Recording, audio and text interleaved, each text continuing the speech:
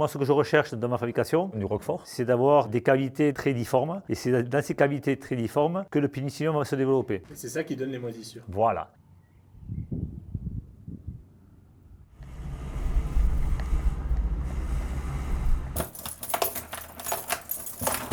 Maintenant, je vais vous habiller. Hop. Alors attention à la tête, de ne pas glisser. Doucement, nous descendons dans les entrailles du rocher du Combalou. Nous avons 4 étages de cave, température entre 8 et 10 degrés été comme hiver, avec une humidité de 96 à 98% d'humidité. Allez, on continue de descendre. Nous sommes dans la cave de la maison Combe, Roquefort le Vieux-Berger. Je suis la 3e génération. C'était mon grand-père qui avait créé cette entreprise en 1923 et on essaie de perpétuer un savoir-faire traditionnel avec une fabrication traditionnelle et manuelle. Nous sommes aujourd'hui 7 fabricants de Roquefort, 5 fabrications industrielles, mécanisées et après nous sommes 2 fabrications traditionnelles, Roquefort Carle et nous sommes la maison Combe, le Vieux-Berger, le petit poussé du rocher du Combalou.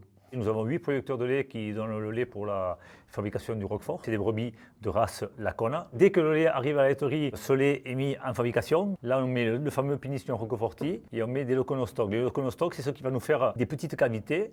Et c'est dans ces cavités que le pénicillium, quand il sera en cave, va se développer avec l'humidité. C'est ça qui donne les moisissures. Voilà. Et au bout de 5 jours, après, le fromage, on va le descendre dans la salle froide pour le saler. On le sale sur le pourtour et une face, et là il va rester pendant 3 jours.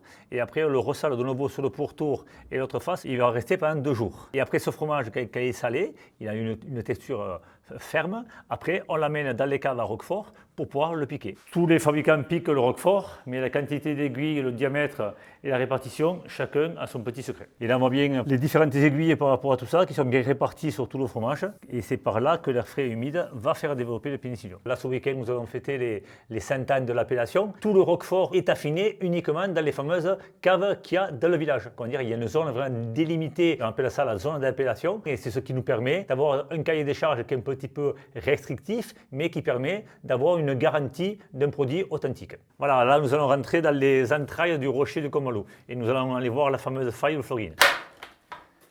Alors là, il faudra se baisser.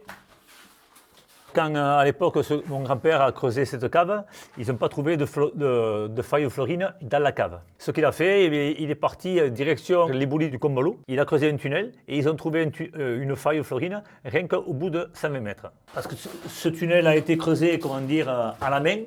Et c'est pour ça que, voilà. Et là, on sent que l'air frais et humide arrive dans la cave. Et voilà, là vous arrivez dans la faille qui nous ventile notre cave. Les failles, c'est quoi? C'est un rocher qui s'appelle le Combalou. La moitié de la falaise s'est effondrée et le village a été construit sur un éboulis. Et c'est par là que l'air frais et humide qui permet de tempérer les caves. Une florine, c'est ce qui fait fleurir le fromage. C'est ce qui fait développer le fameux pénicillium roqueforti que l'on met à la fabrication. Alors une florine souffle lorsque la température extérieure est supérieure à la température intérieure et elle aspire le cas contraire. L'INAO vient nous contrôler pour voir si on respecte le cahier des charges. Et bien, il vient contrôler si les caves sont ventilées naturellement. Ces fromages sont arrivés de la laiterie le 28 mai, ils ont été posés sur les travées et là on va les laisser pendant 14 jours nus minimum.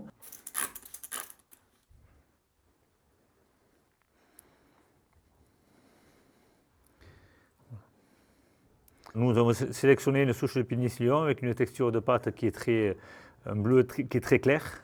Voilà, c'est dans toutes ces cavités difformes que le pénicillium va commencer à se développer. Voilà, mais on le voit, la texture de pâte, on voit que c'est un fromage qui est très jeune. Voilà, alors là, on voit que la texture de pâte est plus souple.